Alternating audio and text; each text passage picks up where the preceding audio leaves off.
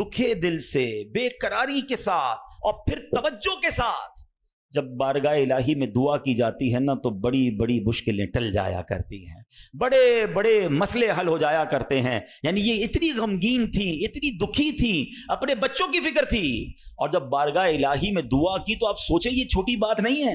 यानी एक हुक्म पहले आ चुका था, मगर इस गमज़दा खातून की दुआ ने रहमत इलाही को ऐसे पुकारा कि वो हुक्म मनसूख किया गया, एक नया हुक्म जारी किया गया, और रहती दुनिया के लिए सुभान अल्लाह गोया एक आसानी भी अता हो गई, और ये हुक्म भी कुरान पाक में नाजिल हो गया। यानी ये दूसरे लफ्जों में ये कहा जा सकता है कि हजरत खौला की वो दुआ ऐसी कबूल हुई कि उसका जिक्र या उसका समरा जो है वो कुरान पाक में आयत की सूरत में नाजिल हो गया। सुबह कयामत तक कुरान पढ़ा जाता रहेगा, जब जब पढ़ा जाएगा हजरत खौला की दुआ को याद किया जाएगा। ये है दुआ। अच्छा, फिर दुआ तो हम सारे ही मांगते हैं ना, अल्लाह को तुम सारी पुकारते हैं, पुकारना कैसे है, उसके तरीका क्या है, अल्लाह से दिल से कनेक्टिविटी कैसे करनी है, तवज्जो इलल्लाह, समझ ले ये आज मेरा मौजू है, अल्लाह की तरफ तवज्जो कैसे करनी है, और फिर हमारी मुश्किलें क्यों ना आसान हो जाएं। ऐ मेरे प्यारे इस्लामी भाइयों, इब्तिहाल ये एक बड़ा मुश्किल लफ्ज है, मगर आज इसकी तारीफ समझ लीजिए, बड़ी कमाल की तारीफ है कि एक इस्तिलाह है इब्तिहाल। इसके माना है दुआ में गिड़गिड़ाना, हाथों को बुलंद करना, पूरी तवज्जो से अल्लाह पाक की बारगाह में अर्ज करना। ये हमारे आका अलैहिस्सलातु वस्सलाम की प्यारी सुन्नत है। इसलिए अल्लाह पाक के हुजूर गिड़गिड़ा गिड़गिड़ा कर पूरी तवज्जो के साथ दुआ मांगने की आदत बनाएं। ऐसे दुआ मांगेंगे तो इंशाअल्लाह बरकतें नसीब होंगी। अमीर अहले सुन्नत के जो अशार है ना, दुआइया अशार, उसमें जो तवज्जो है, जो इंकिसारी है, जो कनेक्टिविटी है, अल्लाह मुझे और आपको सही मानों में तवज्जो इल्लाह के साथ दुआ करने की तौफीक नसीब फरमा। मैं एक दो अशार पढ़ता हूं ताकि अंदाजा हो कि अल्लाह से मांगना है, इंकिसारी और कनेक्टिविटी कैसी होनी चाहिए। सुभान अल्लाह। मैं हूं बंदा, तू है मौला, तू है कादिर, मैं नाकारा। मैं हूं बंदा, तू है मौला, तू है कादिर, मैं नाकारा। मैं मंगता तू देने वाला, मैं मंगता तू देने वाला। या अल्लाह मेरी झोली भर दे, या अल्लाह झोली भर दे। बख्श दे मेरी सारी खताएं, बख्श दे मेरी सारी खताएं। खोल दे मुझ पर अपनी अताएं, खोल दे हम पर अपनी अताएं। बख्श हमारी सारी खताएं, खोल दे हम पर अपनी अताएं। बरसा दे रहमत की बरखा, बरसा दे रहमत की बरखा। या अल्लाह मेरी झोली भर दे, या अल्लाह। सुभान अल्लाह, सुभान अल्लाह। कुरान पाक की एक सूरत है सूरह अंबिया। इस मुबारक सूरत में कई अंबिया किराम का तस्करा है। इस पे बिलखुसूस अंबिया किराम का ये वस्फ भी जिक्र हुआ कि अल्लाह पाक के प्यारे नबी अल्लाह पाक की बारगाह में दुआएं कैसे मांगते थे, कैसे दुआएं करते, और कोई भी मुश्किल आती थी तो अल्लाह की तरफ रुजू लाते, तवज्जो इल्लाह करते, और गिड़गिड़ा कर बेकरारी के साथ अल्लाह रब्बुल आलमीन की बारगाह में दुआ मांगते। सुभान अल्लाह। हजरत नूह अलैहिस्सलाम, आपने 950 साल तक लोगों को अल्लाह की तरफ बुलाया। अब ये बड़ा उनकी जिंदगी जो है ना, बड़ा खूबसूरत हमारे लिए मैसेज भी है। 950 साल में आपको पता है कितने लोग ईमान लाए? कमोबेश 80 लोग ईमान लाए। किधर 950 साल, اور صرف 80 لوگ ایمان لائے. اس میں بڑا درس ہے ہم سب کے لیے کہ اللہ کے نیک بندوں کو بعض اوقات اچھے کاموں میں تکلیف آتی ہے, ہمت نہیں ہارنی ہوتی. ہم تھوڑا سا کوئی نیکی کا کام کریں, کوئی ساتھ نہ دے, بندہ کہتا ہے میں تو کچھ نہیں کرتا, نیکی کا زمانہ نہیں ہے بھائی, میں تو اللہ کے لیے کر رہا تھا, کوئی ساتھ ہی نہیں دے رہا, فلاں نے تو دل توڑ دیا, فلاں نے ساتھ نہیں دیا. ارے اللہ کے بندو, یہی تو امتحان ہے. آپ استقامت, آپ کا کام کرنا ہے. ہاں, تعداد کو نہ دیکھیں, اللہ کی رضا کو دیکھیں. 950 سال میں لوگوں نے بات نہیں مانی. پھر آپ نے اللہ کی بارگاہ میں جب دعا کی کہ لوگ حضرت نوح علیہ السلام پر تشدد بھی کرتے, برا بھلا بھی کہتے تھے. ایک تو تھا ایمان بھی نہیں لا رہے تھے, اور پھر مارتے بھی تھے, تکلیف بھی دیتے تھے. تو اللہ تبارک و تعالیٰ کی بارگاہ میں جب دعا کی نا, تو اللہ نے قرآن میں فرمایا فَاسْتَجَبْنَا لَهُ فَنَجَّيْنَاهُ وَأَهْلَهُ مِنَ الْكَرْبِ الْعَظِيمِ. اللہ فرماتا تو ہم نے اس کی دعا قبول کی اور اسے اور اس کے گھر والوں کو بڑی سختی سے نجات دی. اللہ سے دعا مانگی, باقی قوم کے لیے طوفان آیا اور وہ قوم اس طوفان میں غرق ہو گئی. اللہ نے بڑی تکلیف سے حضرت نوح کو نجات دی. کیوں؟ آپ نے دعا مانگی, آپ نے اللہ سے بات کی. حضرت نوح علیہ السلام کی اس دعا کے نتیجے میں کفار پر کیسا سیلاب آیا کہ سب برباد ہو گئے. اسی طرح حضرت ایوب علیہ السلام پر آزمائش آئی تھی نا, آپ پر طرح طرح کی بیماریاں بھی تھیں, آپ کے بچے بھی دنیا سے چلے گئے, آپ کا کاروبار, آپ کا مال سب برباد ہو گیا. اللہ اکبر, آپ نے اللہ کو کیسے پکارا, اور یہ دعائیں کتنی مقبول ہیں کہ قرآن میں موجود ہیں. بلکہ اس کو تو یاد کر لو, کیا ترجمہ ہے, آنسو آ جائیں گے آپ کی آنکھ میں. حضرت ایوب کہتے ہیں انی مسنی الضر وانت ارحم الراحمین. اس کا ترجمہ سنو کہ بے شک مجھے تکلیف پہنچی ہے اور تو سب رحم کرنے والوں سے بڑھ کر رحم کرنے والا ہے. اگر تکلیف پہنچے تو کیوں دنیا کو پکارنا ہے, کیوں دنیا والوں کے پاس جانا ہے؟ چلو نا اس کے دربار میں چلتے ہیں جس سے تکلیف دور کرنی ہے. حضرت ایوب علیہ السلام نے رب کو پکارا نا, انی مسنی الضر وانت ارحم الراحمین. یہ وہ دعا ہے جو قبول ہے, یہ وہ دعا ہے جس کے صدقے میں حضرت ایوب کو شفا بھی دی گئی اور ساری مال دولت اولاد واپس عطا کر دی گئی. اگر آپ بھی کسی پریشانی میں ہیں, آپ بیماری میں ہیں, آپ قرضے میں ہیں, آپ مصیبت میں ہیں, آؤ نا رب سے حضرت ایوب کے انداز میں دعا مانگتے ہیں نا. اچھا, یہ دعا اللہ نے ہمیں سکھانے کے لیے تو قرآن میں عطا فرما دی نا کہ میرے بندو, میرے دربار میں مانگنا ہے تو یوں ہی مانگ لو جیسے میرے نبی نے مانگا ہے. اللہ اکبر. علماء کہتے ہیں یہ بڑی دلاسا دینے والی دعا ہے, یہ بڑی مشکلوں کو ٹالنے والی دعا ہے, یہ تکلیفوں میں کام آنے والی دعا ہے.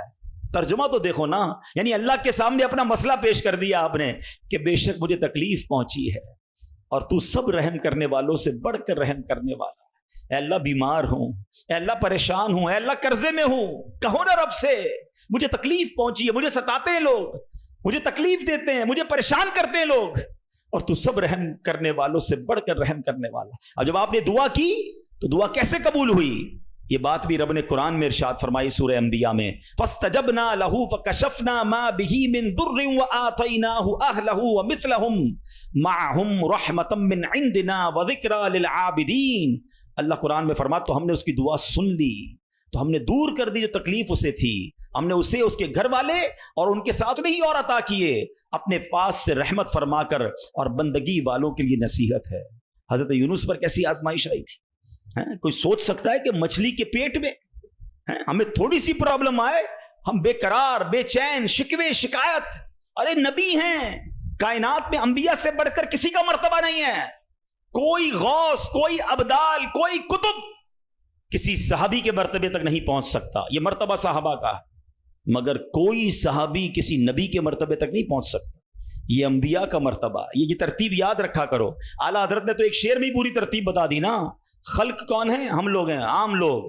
خلق سے اولیاء, اولیاء سے رسول, اور رسولوں سے اعلیٰ ہمارا نبی. ہمارے آقا تو سب سے اعلیٰ ہے نا, مگر انبیاء کی بات کمال ہے. اور انبیاء میں کون ہے؟ حضرت یونس علیہ السلام. مچھلی کے پیٹ میں کیسی تکلیف, زندہ رہوں گا کہ نہیں, باہر نکلوں گا کہ نہیں, اندھیری غار, نظر بھی کچھ نہیں آ رہا, مگر وہاں بھی اللہ کو پکارا انہوں نے. اللہ قرآن میں فرماتا ہے فَاسْتَجَبْنَا لَهُ وَنَجَّيْنَاهُ مِنَ الْغَمِّ وَكَذَلِكَ نُنْجِي الْمُؤْمِنِينَ. اللہ قرآن میں فرماتا اور تو ہم نے اس کی پکار سن لی اور اسے غم سے نجات بخشی, اور ایسی ہی نجات دیں گے مسلمانوں کو. بلکہ بڑی پیاری دعا یاد کر لو آج. حضرت یونس علیہ السلام نے جو مچھلی کے پیٹ میں تھے نا, جو دعا مانگی تھی نا, علماء کہتے ہیں وہ دعا پتہ ہے کون سی تھی؟ جس کو آج ہم آیت کریمہ کہتے ہیں نا, لا الہ الا انت سبحانک انی کنت من الظالمین. یہ چابی ہے، ہاں یہ مصیبت کے تالے کی چابی ہے، یہ کمال کی دعا ہے. اور یہ آپ نے دعا کی اور اللہ نے مچھلی کے پیٹ سے آپ کو نجات عطا فرما دی، پھر سے قوم بھی عطا فرما دی، سرداری بھی عطا فرما دی.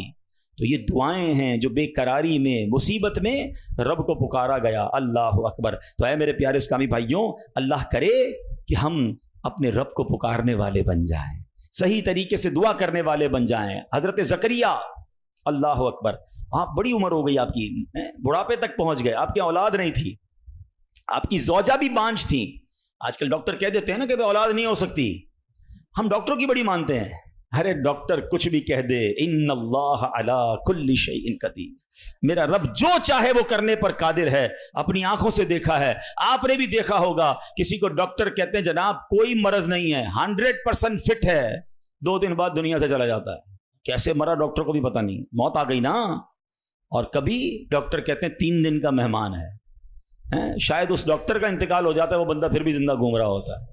اللہ کی شان ہے، ڈاکٹر ہے، وہ اپنی سائنس چلائیں، مگر یہ نہ سمجھو کہ جو اس نے کہہ دیا یہ آخری ہے.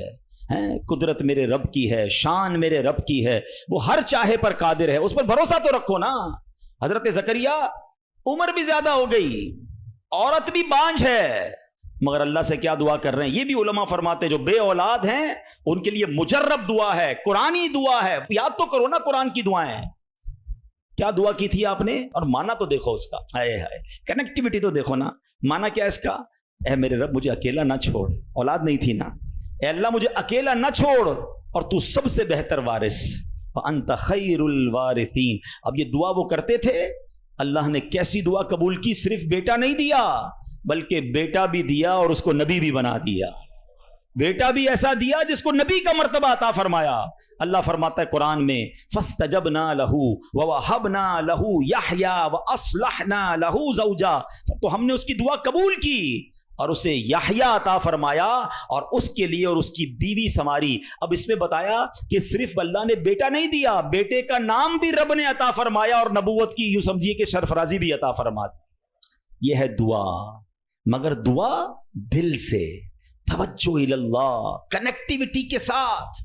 پھر دیکھو کیسے کام بنتے ہیں، پھر دیکھو کیسے مصیبت ٹلتی ہیں. اللہ پاک خود فرماتا ہے وَيَدْعُونَنَا رَغَبًا وَرَهَبًا وَكَانُوا لَنَا خَاشِعِينَ، اور ہمیں پکارتے تھے امید اور خوف سے، اور ہمارے حضور گر گڑاتے ہیں. پتہ چلا کہ گر گڑانا، توجہ کے ساتھ، خوف بھی ہو امید بھی ہو، پھر یہ کام بن جاتے ہیں. ذرا دیکھو نا میرے پیارے اسلامی بھائیوں، ہماری زندگی میں کتنے مسائل ہیں. کبھی کبھی ہمارے معاملات بڑے اٹک جاتے ہیں. اب کسی کو پیسوں کی ضرورت ہے، قرضے کی ضرورت ہے، اب جناب سارے دروازے بند ہو جاتے ہیں. اور اب کسی بھائی سے امید بندہ لگاتا ہے، آخری وقت میں وہ بھی منع کر دیتا ہے. سیٹھ صاحب پر نظر پڑتی ہے، وہ بھی معذرت کر لیتے ہیں. دوست احباب سے پوچھتے ہیں، وہ بھی جواب نہیں دیتے ہیں. سب دروازے بند ہیں، کوئی امید باقی نہیں بچتی. بندہ مایوسی کی طرف جانے لگتا ہے. مگر جب سب دروازے بند ہو جائیں تو ایک امید باقی رہتی ہے، ایک دروازہ اس وقت بھی باقی رہتا ہے. اللہ اکبر. بادشاہ کے دروازے بند ہو جاتے ہیں مگر میرے رب کریم کا دروازہ کبھی بند نہیں ہوتا.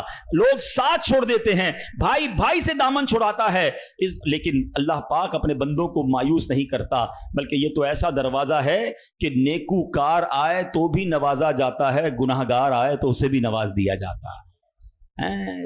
تو کریم ہی جو ٹھہرا تو کرم کے کیا ٹھکانے، تو کریم ہی جو ٹھہرا تو کرم کے کیا ٹھکانے، تو نوازنے پہ آئے تو نواز دے زبانے.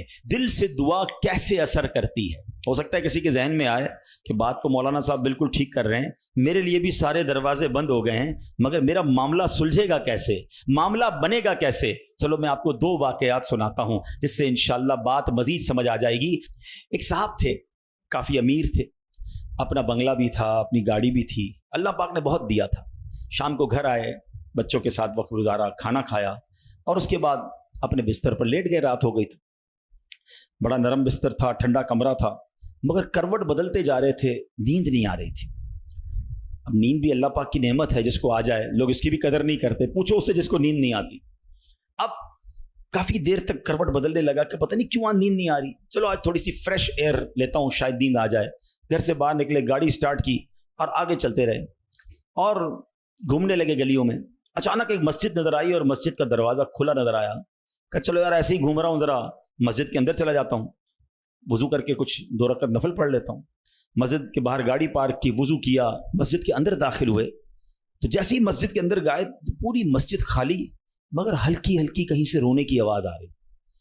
رات کو اس وقت کون ہے مسجد میں اور کیوں رو رہا ہے؟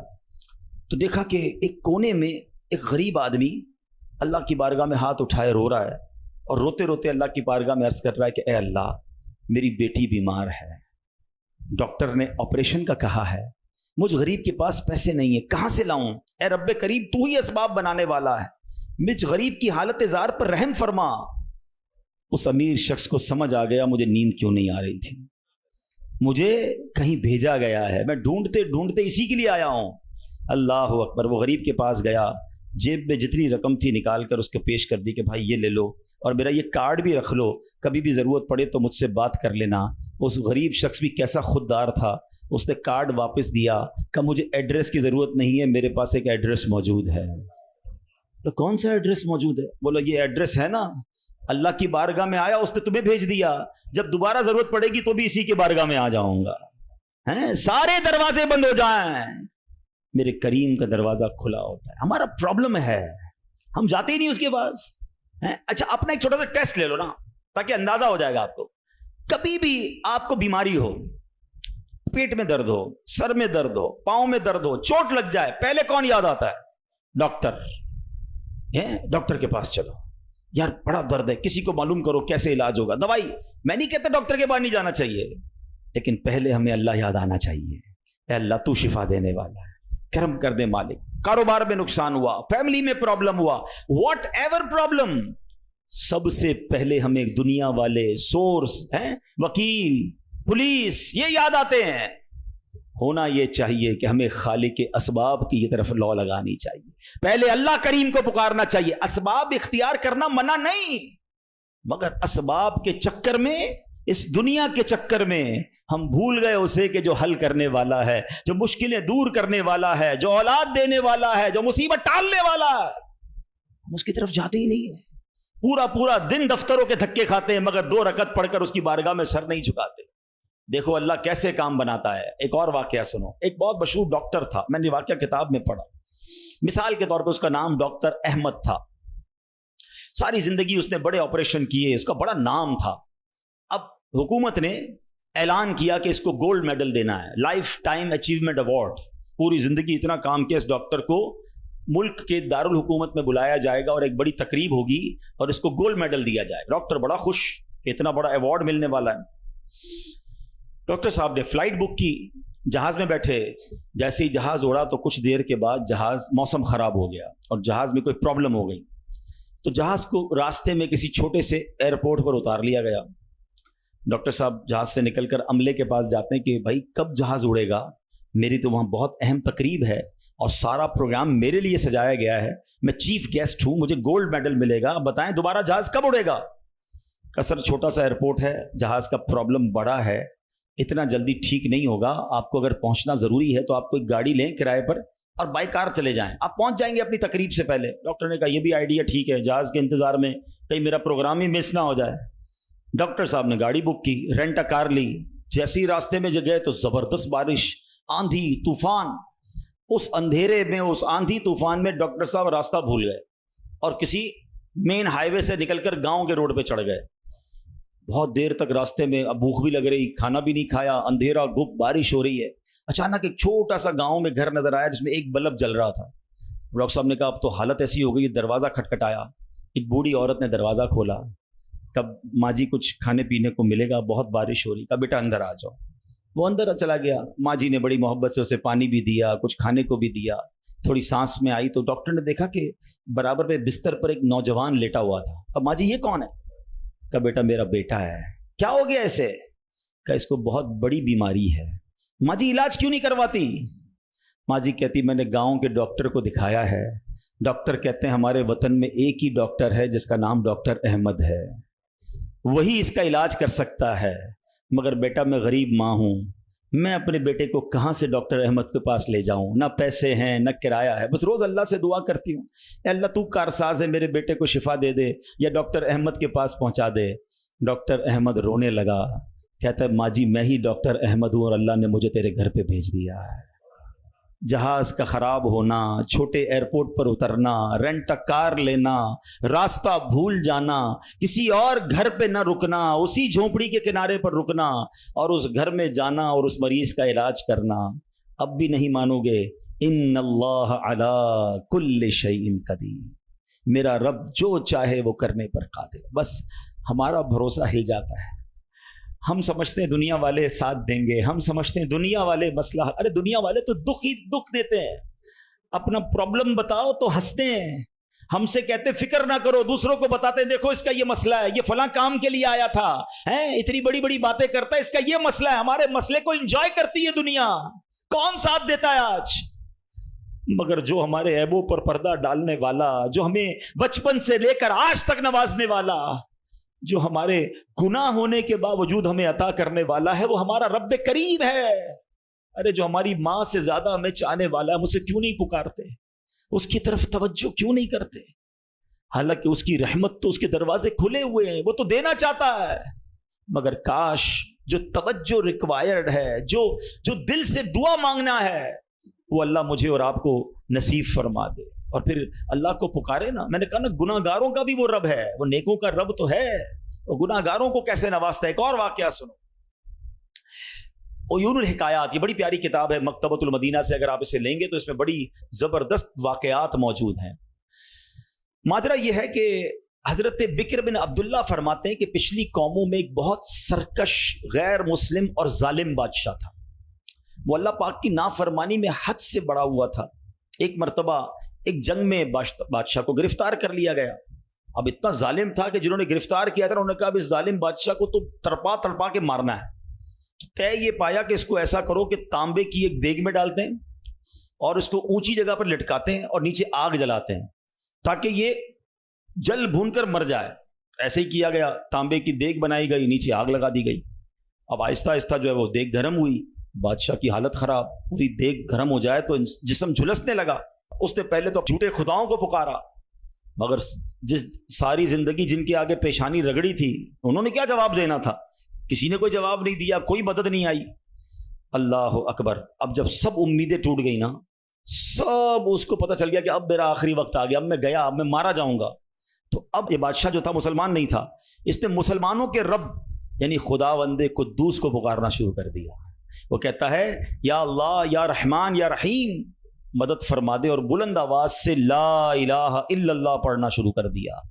اب بادشاہ نے اس مشکل گھڑی میں اللہ سے توبہ بھی کی کہ اللہ مجھے معاف کر دے اور بس مجھے بچا لے، اب میں تیری عبادت کروں گا، اب تک جو کیا مجھے معاف کر دے۔ بلند آواز سے لا الہ الا اللہ، اس دیگ میں بیٹھا ہوا ہے، نیچے آگ لگی ہوئی ہے۔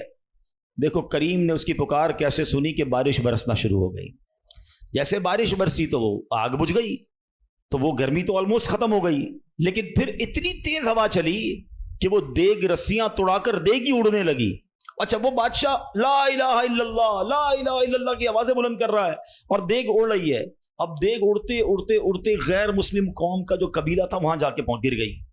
اب جب وہاں گئی تو لوگ حیران کہ یہ کیسی دیگ ہے جو اڑتے ہوئے آ رہی ہے، اور اس میں ایک بندہ بیٹھا ہوا ہے وہ لا الہ الا اللہ، لا الہ الا اللہ پڑھ رہا ہے۔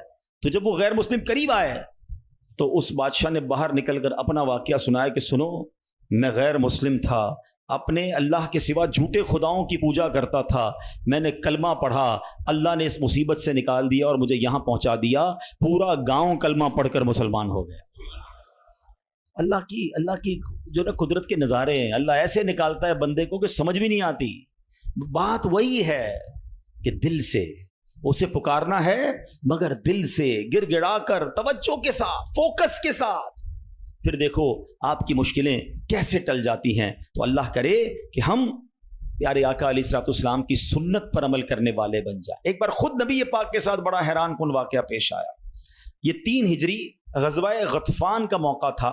پیارے آقا علیہ الصلوۃ والسلام صحابہ کرام کو لے کر سفر پر روانہ ہوئے۔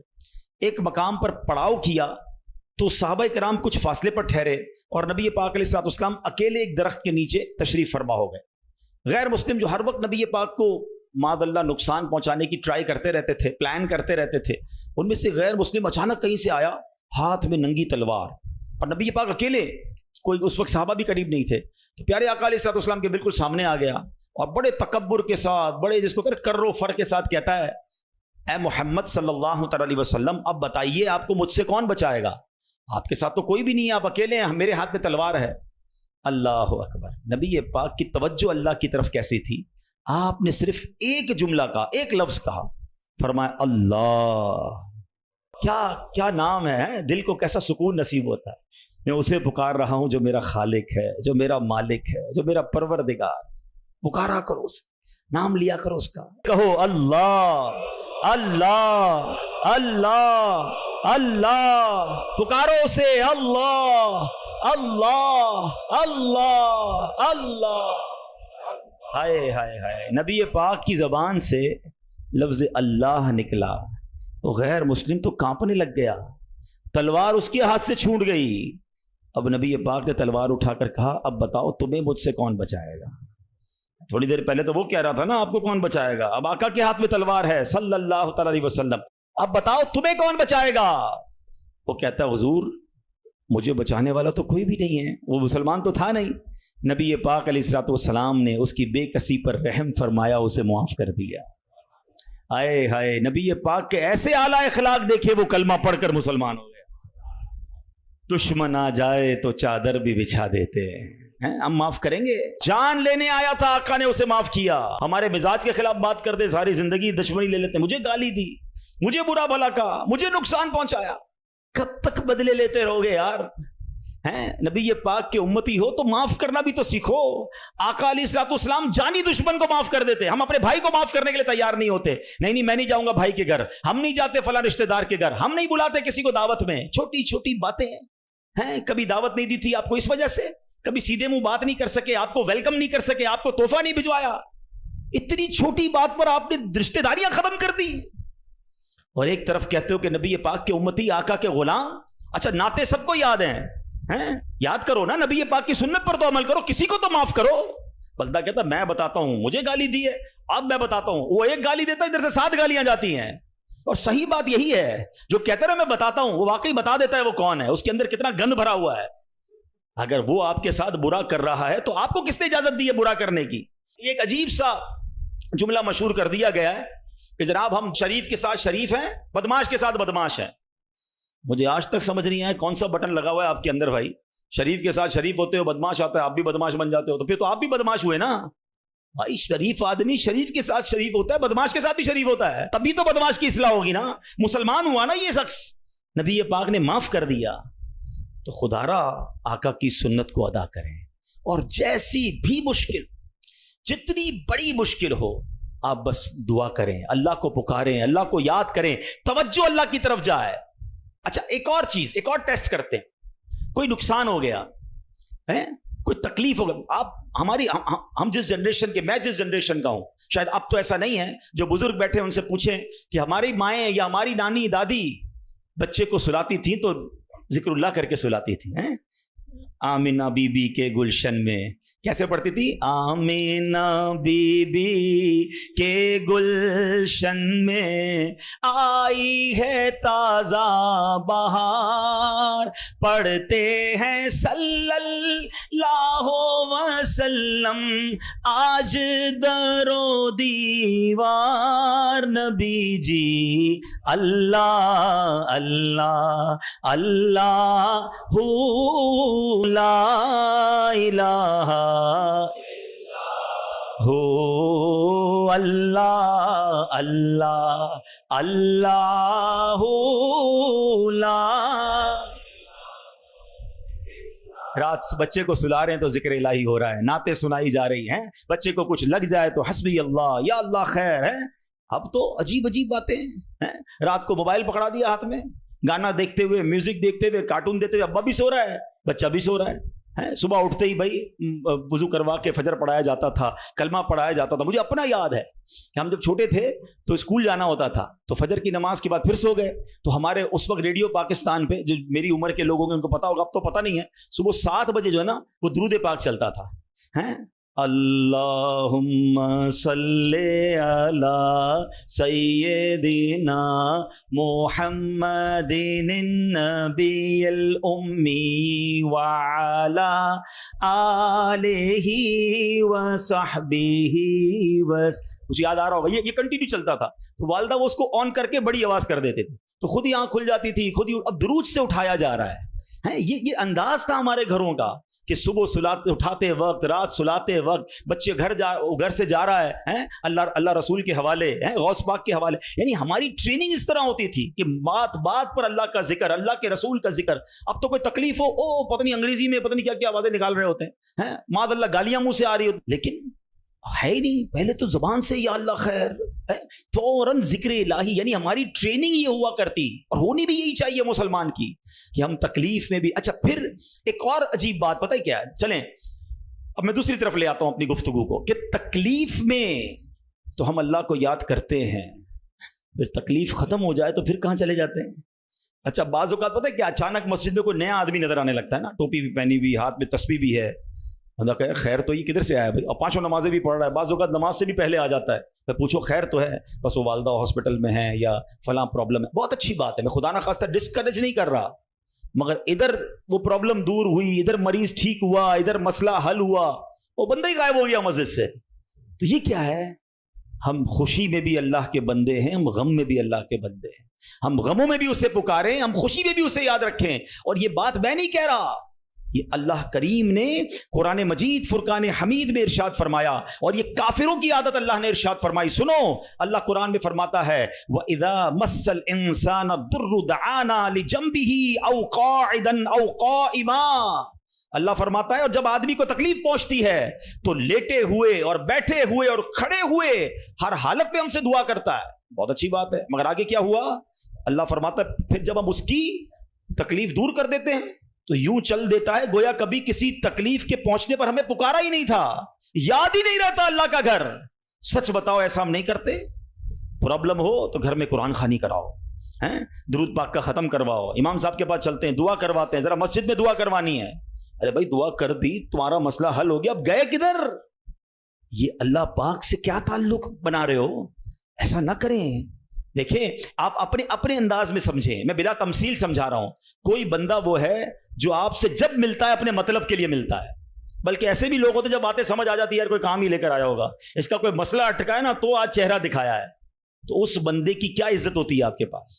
اور ایک بندہ ہے جو روز ملتا ہے, محبت کرتا ہے آپ سے آپ کے پاس آ کے بیٹھتا ہے, کبھی کبھی مسئلہ بھی بیان کر دیتا ہے, لیکن مسئلہ نہ بھی ہو تو آپ کے پاس ضرور آتا ہے. وہ دوست ہوتا ہے نا, فرق ہے نا, ایک مطلب کے وقت تمہارے پاس آتا ہے, ایک روز تمہارے ساتھ پاس آتا ہے. اب بلا تمثیل سمجھو, جو مطلب کے وقت اللہ کی بارگاہ میں جا رہا ہے, جو کسی مشکل کے وقت تو رب کے پاس جاتا ہے, اور جیسے ہی رب اپنے کرم سے مشکل آسان کر دے وہ غائب ہو جاتا ہے. تو ایسا نہ کیا کرو, اللہ کے گھر میں آیا کرو, مسجدوں میں بیٹھا کرو, نمازوں کی پابندی کیا کرو, اور اللہ کو ہر حال میں پکارا کرو. پھر دیکھو وہ رب کریم آپ کی کیسی مشکلیں آسان فرمائے گا. اور ہمارے اسلاف تو کس طرح اللہ کو غم میں یاد کیا کرتے.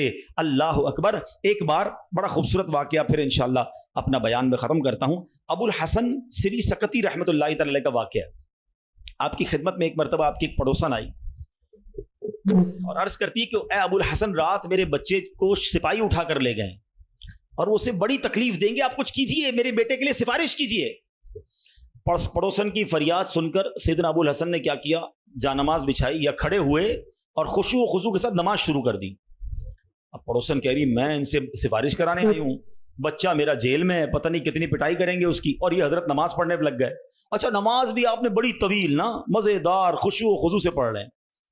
اچھا جب کافی دیر ہو گئی نا تو وہ عورت کہتی ہے حضرت جلدی کریں, میرے بچے کو قید میں ڈالا ہوا ہے وہ, اور اس کی تکلیف پہنچائیں گے.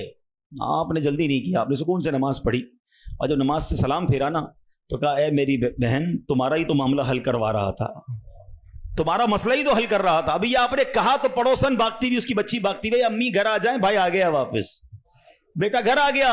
آپ نے کہا میں وہی تو مسئلہ حل کر رہا تھا, جدھر سے حل ہونا ہے ادھر آپ نے رجوع کر لیا. یہ طریقہ بتا دیا ہمیں.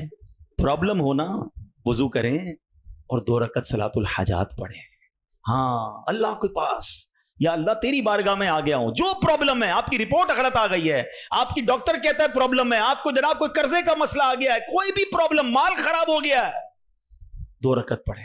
کسی کے پاس پہلے نہ جاؤ, پہلے اللہ کے پاس. اللہ بھیجے گا آپ کو, اللہ آپ کے پاس راستے بنائے گا.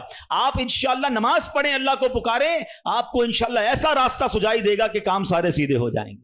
ہم پہلے کہیں اور جاتے ہیں, ہم رب کے پاس کیوں نہیں جاتے؟ ہم سب کے پاس جاتے ہیں, ہم رب کے پاس نہیں جاتے. ہم سب پر بھروسہ کرتے ہیں, ہم رب پر بھروسہ نہیں کرتے. آج کے اس بیان میں ایک بات سیکھ کر جانا ہے کہ میری مشکلوں کو حل کرنے والا کون ہے. زور سے بولو نا, ایک بار اور بولو. پریشانی دور کرنے والا کون ہے؟ بیماری دور کرنے والا کون ہے؟ مصیبت ٹالنے والا کون ہے؟ مجھے عزت دینے والا کون ہے؟ مجھے ذلت سے بچانے والا کون ہے؟ مجھے دشمنوں سے بچانے والا کون ہے؟ میرے غموں کو دور کرنے والا کون ہے؟ میری بے قراری کو دور کرنے والا کون ہے؟ دل میں چین ڈالنے والا کون ہے؟ ارے مجھے اپنے گھر کعبے کو دکھانے والا کون ہے؟ مجھے حج پر بلانے والا کون ہے؟ مجھے مدینے کی حاضری کا شرف دینے والا کون ہے؟ مجھے اپنے محبوب کا سچا عاشق بنانے والا کون ہے؟ مجھے گناہوں کے دلدل سے نکال کر نیکیوں کے راستے پر چلانے والا کون ہے؟ اور سنو, انشاءاللہ مجھے جنت میں بھیجنے والا کون ہے؟ پھر جب سب دینا اس نے ہے, سب ملنا اس سے ہے, پھر کیوں جاتے ہو ادھر ادھر؟ اس کا در تھام لو, اس سے محبت کرو, اس پر یقین کرو اور اسے پکارو. میں نے آج آپ کو قرآن کے ذریعے, حدیث کے ذریعے, واقعات کے ذریعے سمجھایا کہ جب اسے پکارا گیا ہے, اس نے اپنے کرم کے دروازے کھولے ہیں اور اس نے مصیبتوں کو حل کر دیا ہے. ہاں, کبھی کبھی ایسا ضرور ہوتا ہے کہ میں جو مانگوں وہ مجھے نہیں ملتا, میں جو مانگوں اس میں لیٹ ہو جاتا ہے. اب اس میں شیطان دماغ میں خیالات ڈالتا ہے کہ ساری باتیں تو مولانا صاحب نے کر دیں, مگر میں تو بہت سالوں سے دعا کر رہا ہوں, میرا تو مسئلہ ہی حل نہیں ہو رہا. میں تو رو رو کے دعا بھی کرتا ہوں, تہجد میں بھی دعا کی, کعبے کے سامنے جا کر بھی دعا کر کے آیا, فلاں بہت بڑی نیک شخصیت سے بھی دعا کرائی. ہاں, اب یہ وسوسہ بھی آج سمجھ لو, اس کو حل کر لیتے ہیں نا. اللہ سے ہر حال میں محبت کرنی ہے, ٹھیک ہے. اب اس کے بہت سارے جواب بن سکتے ہیں. پہلے تو میں آپ کو ایک حدیث سنا دیتا ہوں تاکہ آپ کو تسلی ہو جائے. حدیث پاک میں آتا ہے جس کا مضمون ہے کہ جب کوئی فاجر, فاسق, گناہ گار, کافر اللہ کو پکارتا ہے نا, تو اللہ فرشتوں کو فرماتا ہے اس کا کام جلدی کر دو, مجھے اس کی آواز پسند نہیں آ رہی ہے. اور جب کوئی اللہ کا پیارا اسے پکارتا ہے نا, اللہ فرشتوں سے فرماتا ہے ابھی اس کا کام نہ کرنا, اس کو اور پکارنے دو, مجھے اس کا پکارنا پسند آ رہا ہے. سچ بتاؤ نا, میں مانگوں اور مجھے مل جائے یہ اچھا ہے, یا کبھی زندگی میں تو کوئی ایک ایسی دعا کر لوں کہ اللہ جبریل سے فرمائے کہ اے جبریل اس کا کام نہ کرنا, اس کو اور پکارنے دو, اس کو اور گڑگڑانے دو, مجھے اس کا گڑگڑانا پسند آ رہا ہے. میری تو زندگی وصول ہو گئی نا کہ میرا پکارنا اگر رب کو پسند آ رہا ہے تو مجھے اور کیا چاہیے. وہ پنجابی شاعر کہتے نا, جے سونا میرے دکھ وچ راضی, میں سکھ نو چلے پاواں. پھر مجھے کرنا کیا ہے سکھ کو اگر میرا مالک میرے دکھ میں راضی ہے؟ ارے رب راضی ہے تو سب راضی ہے. پہلے تو یہ یقین لاؤ نا اپنے اندر. پھر دوسری بات, چلو لاجیکلی ایک تو حدیث سنا دی, تاخیر میں واویلا نہ کیا کرو, کیا معلوم تمہارے لیے اللہ کی طرف سے کچھ اور اس سے اچھا لکھا ہو. اور ایک لاجیکلی بات بھی سمجھ لو تاکہ آئندہ دعا میں تاخیر ہو تو اللہ سے شکوہ مت کرنا, اللہ سے دور مت بھاگ جانا, محبت میں کمی نہ آنے دینا, بھروسے میں کمی نہ آنے دینا. آپ کے گھر میں کوئی بچہ ہو, اس کو بخار ہو جائے, ٹھیک ہے نا, کھانسی بھی ہو رہی ہے, وائرل ہو گیا ہے, اور وہ رو رہا ہے مجھے آئس کریم کھانی ہے, آپ کھلائیں گے؟ جواب دیجئے. اچھا, وہ کیا ٹھنڈا پانی جوس پینا ہے, پلائیں گے؟